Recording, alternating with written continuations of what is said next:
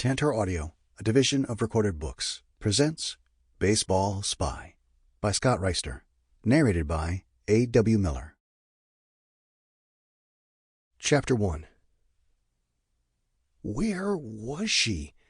True, he broke the door, screamed, and even told her not to come, but never in a million years did Zane Mitchell think he'd be standing there in the final inning, still wondering whether or not his mom was going to show.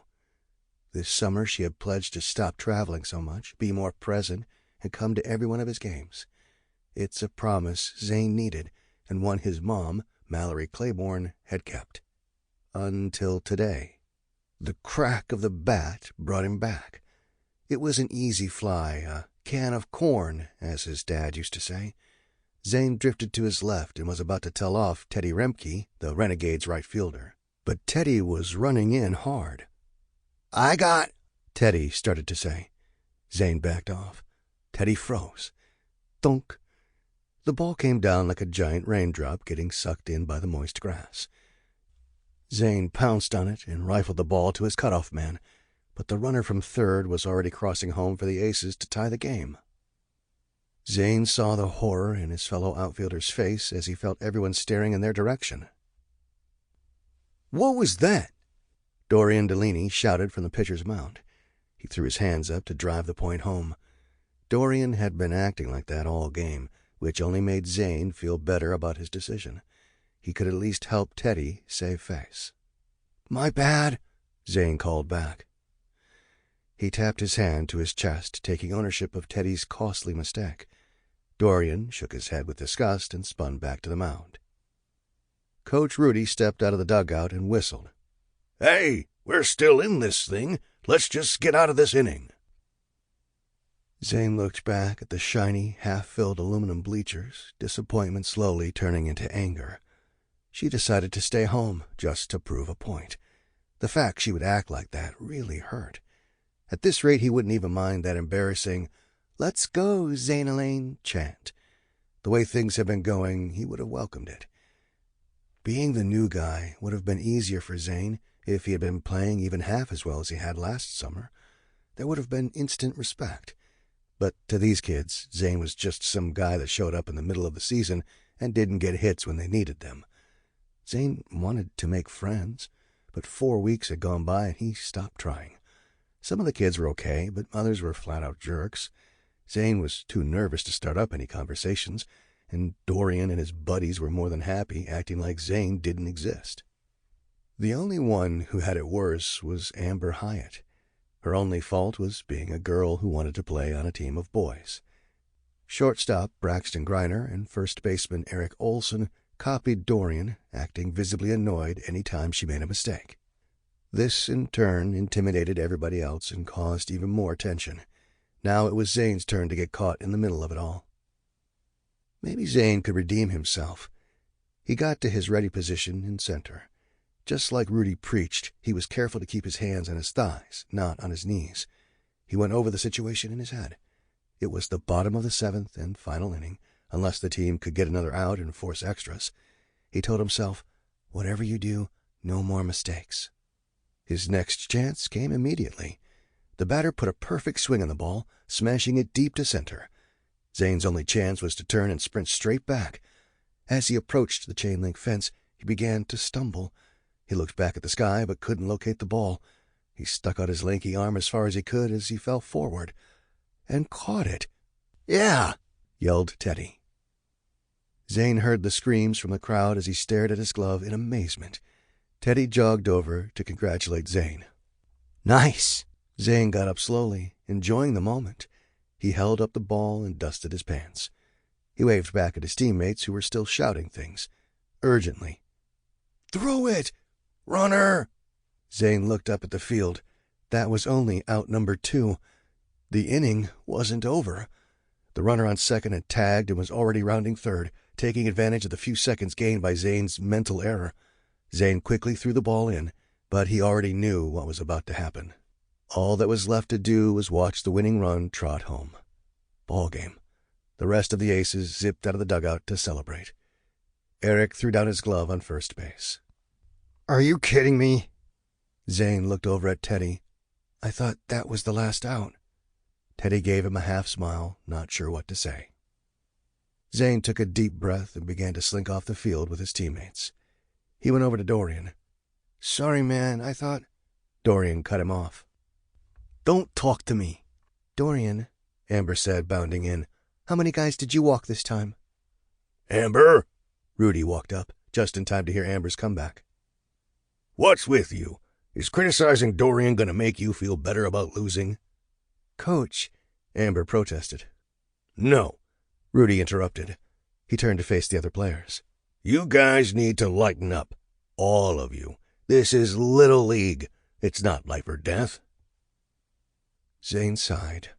It didn't matter anymore anyway. He had been hoping to drop the news on his coach after the game, but this was definitely not the time. Rudy had already launched into his customary post-game speech. A cluster of waiting parents formed outside the dugout fence. Zane surveyed the group, disappointed once again. His mom was taking this too far. She had still not texted him back, even though Zane was trying to be nice. Sorry about the door. Are you at least coming to pick me up?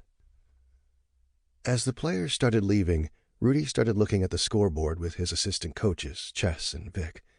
Zane waited it out for a few minutes before giving up and heading toward the street. He looked back at his coach one last time. Sure enough, still talking. Zane decided to send Rudy a text, even though he knew it was the cowardly thing to do. He called his mom again. No answer. Blood rushed into Zane's cheeks. So, that's how it's going to be? Zane no longer wanted to apologize. He wanted to yell even more. Chapter 2. The walk home would only take 15 minutes, but Zane didn't want to make the trip on foot. Clouds were forming, and that strange homeless man was back in the parking lot today. He thought of asking someone for a ride. Sammy? Ricky? He didn't really know any of them well enough.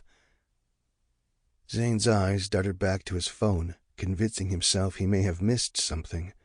Outside of a spam call from unknown an hour earlier, he had squat. He put his head down and began his trek. Hey, wait up! Zane looked back to see Teddy, stuffing his jersey inside his bag. He struggled with the zipper, then finally got it to close. The guy always seemed a bit tense. You walking too? Zane asked. Yeah, Teddy smiled. I gotta go past Vine. Crocker and Fifth, Zane said. The boys started out. Shorty's back, Teddy said. Let's go that way. Zane tried his best to sound cool. He's just asking for money. That dude creeps me out. The way he's always looking at us? I don't know. Well, I saw Amber say hi to him, Zane said. Doesn't mean I have to, Teddy said. The short man with broad shoulders and no neck was carrying a white garbage bag stuffed with cans.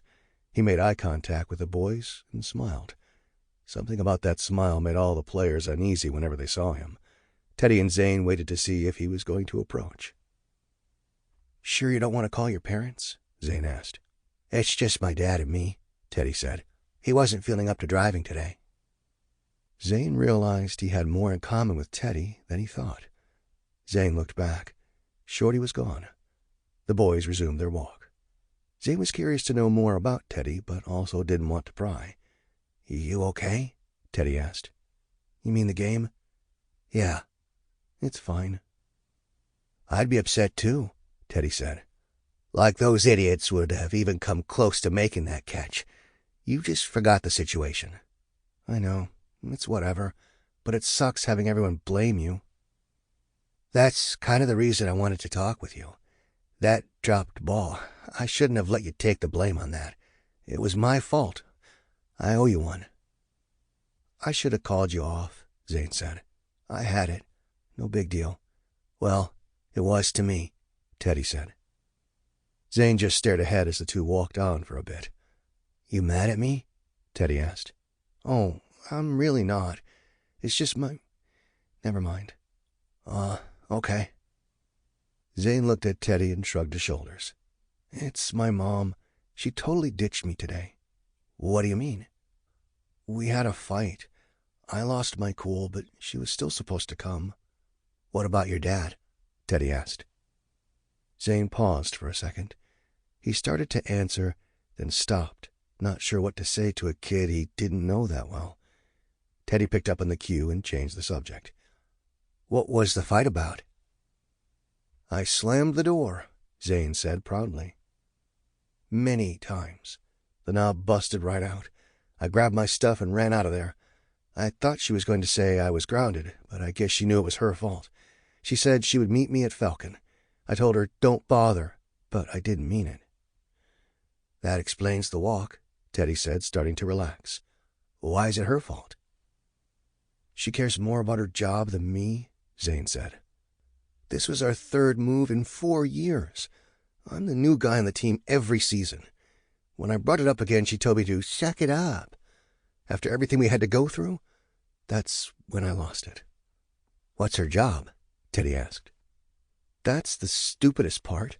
Data analyst. Like you couldn't do that job anywhere. But she likes working for the government, so I get to move again and again. Now, here we're in D.C. Zane knew it wasn't the full story about why they moved this time. It wasn't even close.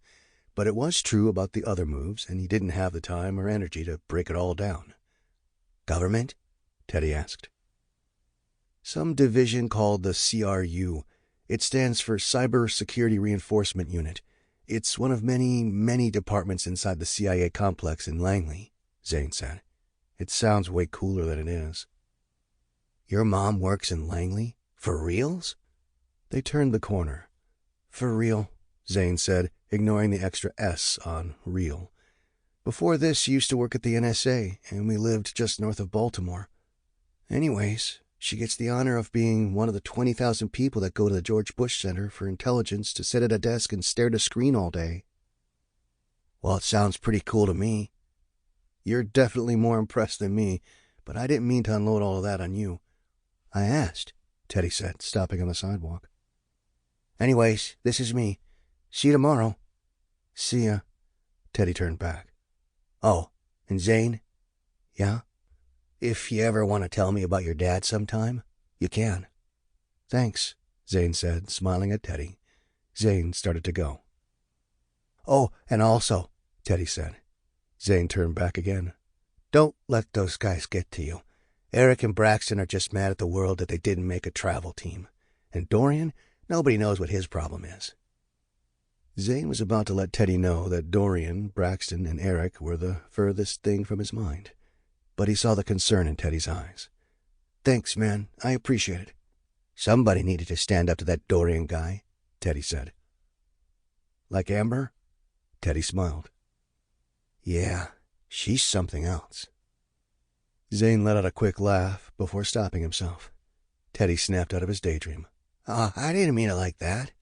"All good. I won't say anything." "Say anything about what?" Teddy asked. "Exactly." "I'm going home now," Teddy said. The boys fist bumped. Zane watched Teddy head to his house, feeling like he had a friend for the first time since arriving in the Hillendale neighborhood a month and a half ago.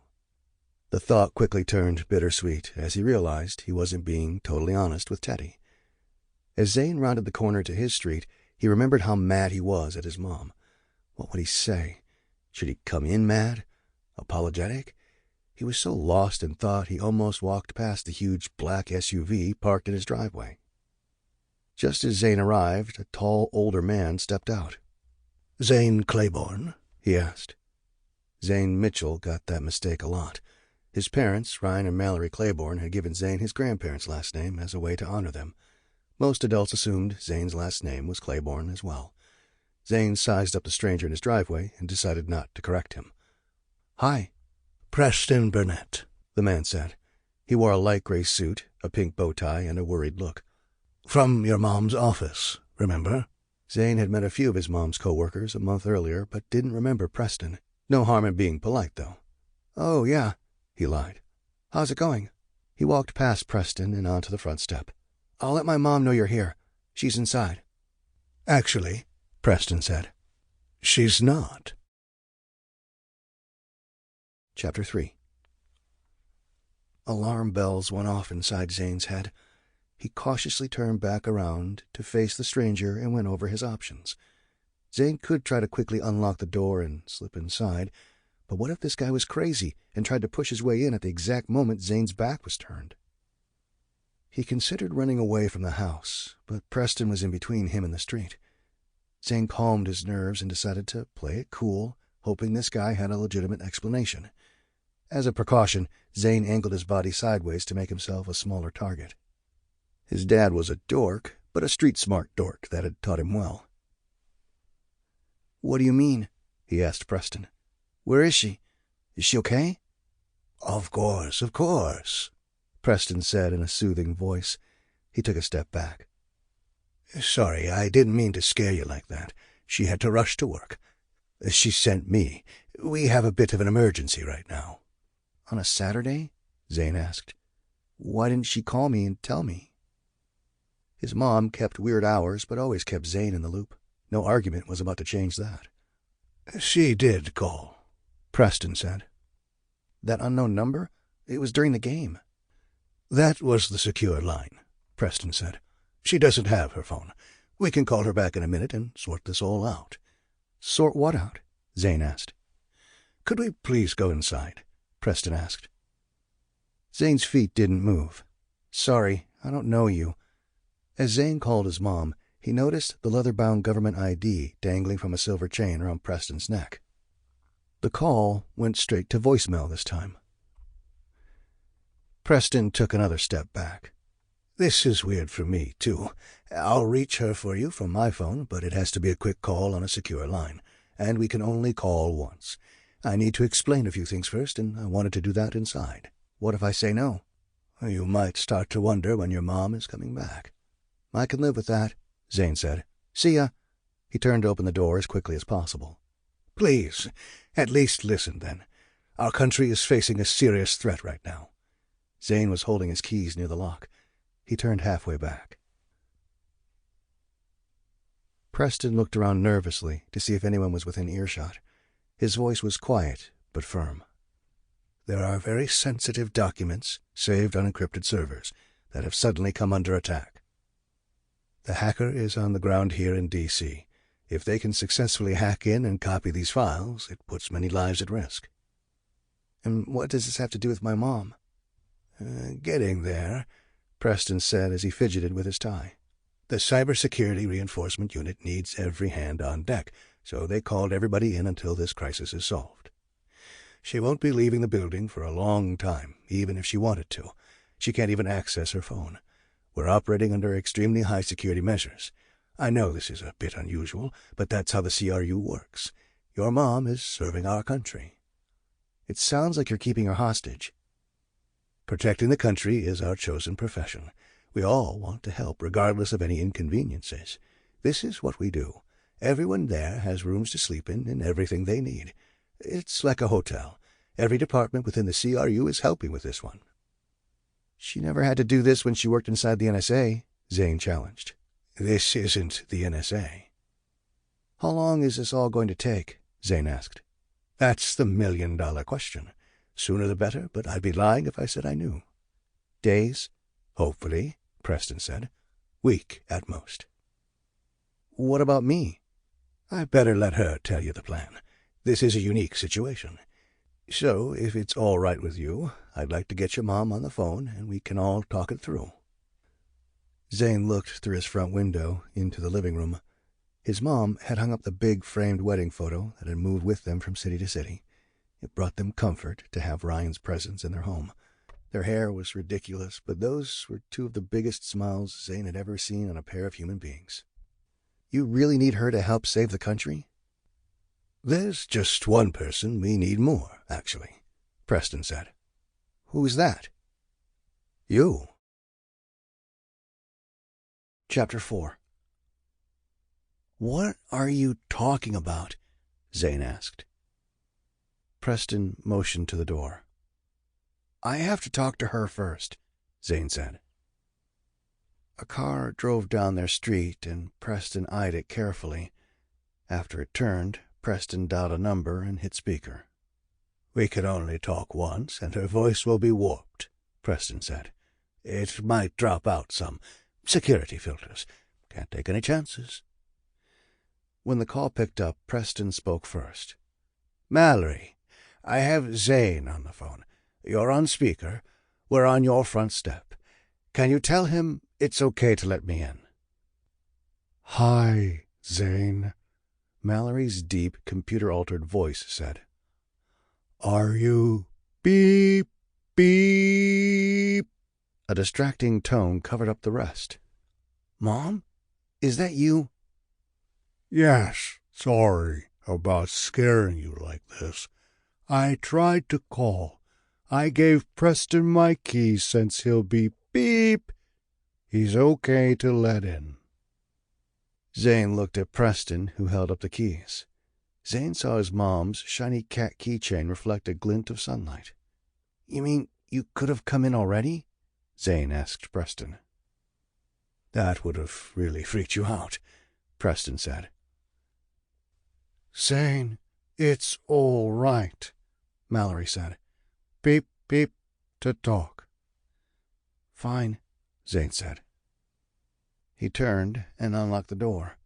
He led the man inside their house on Crocker Street, in the Hillendale suburb of the nation's capital. Zane led Preston back to the kitchen table. They had a seat, and Preston placed the phone on the table between them. Zane hoped Preston hadn't noticed the bedroom door, a perfectly round hole where the doorknob had been just a few hours before. There were some more beeps, and then Mallory's altered voice came back. "Sorry, I missed your game. Beep, beep, beep, beep. They beep, beep. Wasn't enough time. I called. Beep, beep. You okay?" "Yeah, I guess," Zane said. "Let's get to it," Preston said. "We only have a few minutes here, and the meter is running. Setting up another call would take me at least an hour and 3 clearance levels." "Preston says you won't be coming home for days, maybe even a week," Zane said. "Are you okay? And what does this have to do with me? You're not having Miss Neely come down, are you?" "Slow down," Mallory said. "Beep." "Perfectly fine. I'm just doing my job. Preston is going to stay with you for a few days." Zane was floored. "Are you crazy? I don't know this guy, and I can stay on my own. I'll be a freshman in high school in a month." "Beep. Won't even know he's there," Mallory said. "That's not entirely true," Preston said. "The whole reason I'm here is that I need you to help me. We need to work together on this." "Sorry, but this is totally uncomfortable," Zane said. "It's not okay." "You don't have any other family or friends to stay with," Preston said. "I'll stay with Neely," Zane blurted out. "She can come. Baltimore's only an hour away." During the 19 months they lived outside Baltimore, the strict, elderly Miss Neely would stay with Zane whenever Mallory would go on work trips. Zane hated how she didn't let him go anywhere. Mallory was currently in the process of finding someone in Hillendale that could watch Zane for when the next work trip came in the fall, but so far they had no one. "She's unavailable," Mallory said. "Mom!" Preston spoke up. "This is what your mom thought was best, considering what the CRU is about to ask you to do." "That's what nobody has told me yet," Zane said. "Zane, what I am about to tell you is classified," Preston said. "If you repeat this to anyone, the United States government could come after you. I'm telling you this because I feel it's absolutely necessary. Do you understand?" "Yes." Preston gave him a serious look, then continued. "The reason for all of this is a new cyber attack. Somebody has found a weakness in our system and figured out a way to hack in and steal the OIL." "They want to steal oil?" Zane asked. "It stands for Operative Identity List," Preston said. "It lists every undercover operative the U.S. has." "We're talking about spies?" Zane asked. "Yes," Preston said. "The OIL has 3 separate files: current code names, actual identities, and a decoder key that allows you to match up the first two lists.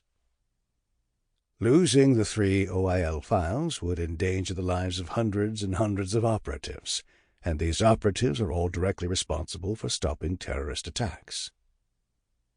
If they are killed or captured, hundreds of thousands of people could be next. Zane's cell phone started ringing. He quickly silenced it. "Sorry," Zane said. "I still don't see—" "The attack is coming from your field, kid," Preston interrupted. "Falcon Field? I thought cyber attacks came through the internet." "They do," Preston said. "The hacker can usually be anywhere in the world. Not this time."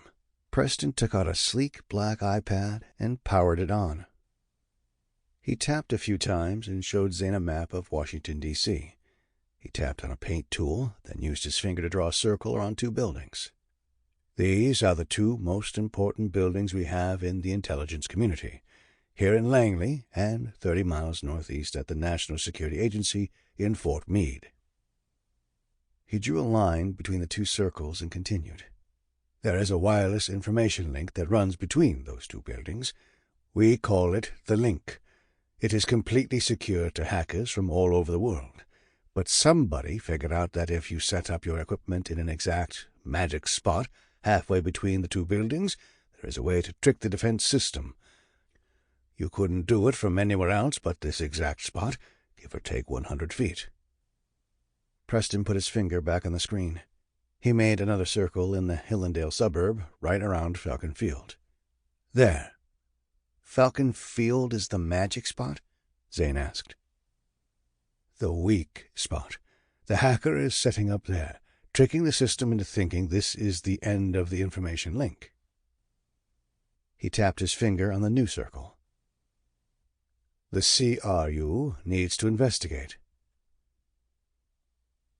"Does that make sense, Zane?" His mom chimed in from the speaker. "I know this is a lot to take in." "What do you need me for?" Zane asked. "Why don't you guys just go to the field and stay there until you catch the hacker?" "The attacks have been happening in roughly hour-and-a-half bursts," Preston said. "There have been 3, all from Diamond 1. It started 6 days ago, Sunday from 4 p.m. to 5:30 p.m. Then it happened again Wednesday from 5 p.m. to 6:30 p.m. And today from 3 until just about 20 minutes ago. Do you recognize those times?" "Wait, are those—" "Yes," Preston said. "The attacks have happened during the Renegades' last 3 games. We want to get close to investigate, but we can't get on the field." "Why not?" Zane asked. "The problem is that we cannot let this enemy spy know we're on to them yet," Preston said. "I take pride in completing my assignments on my own, but to get what I need to physically be standing next to their hidden piece of equipment, which is in the middle of the field. And we assume they have surveillance cameras watching the field 24/7. If they saw me out there, they'd bolt.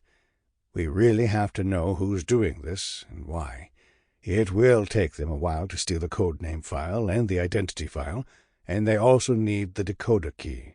So we feel we have time to gather intel on the culprit before the risk gets too great. In other words, we can't scare them off yet. We really want to see what they get and who they're dealing with. But again, if the hacker thinks somebody is onto them, the game's over and they vanish."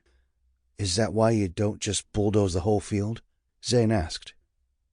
"Exactly. We don't actually want you to stop the attack yet.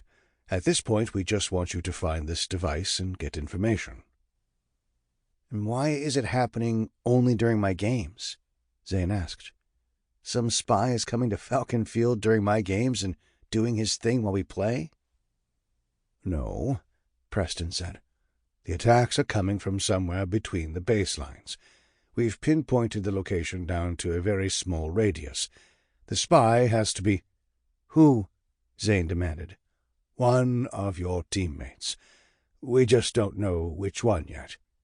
"You're joking," Zane said. "Dead serious. Whoever is doing this has been on the field during those exact times. We checked out your... Sample complete. Ready to continue?